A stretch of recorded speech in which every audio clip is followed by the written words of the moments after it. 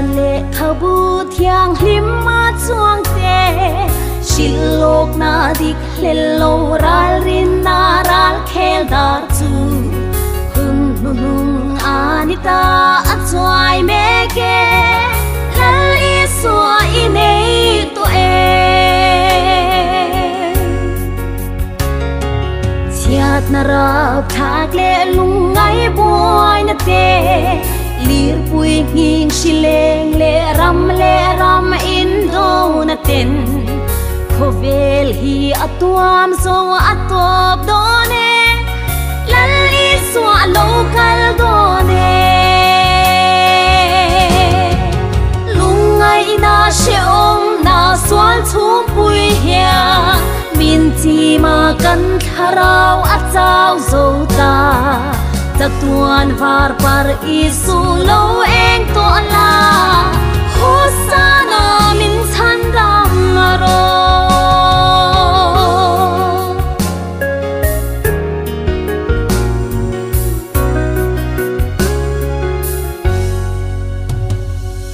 van chum zinga khian to ro tri ne thing mi tin a mu ngai lo ro pui fam kim silin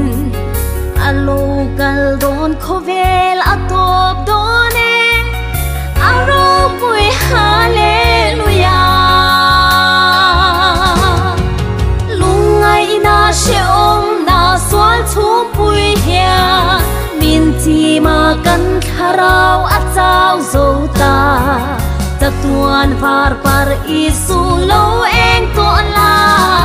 hosana min chan dam ro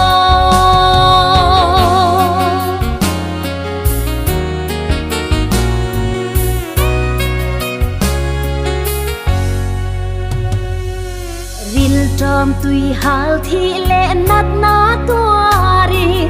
re thei le ne chia wang hian lai ril arum thina iram kan ngai mit tui hul na ram chu o isu local thuai ro rang ka cha khopui mo ya min shwai la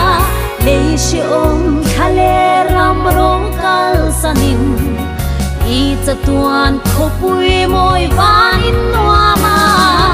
min shwai ro lal isu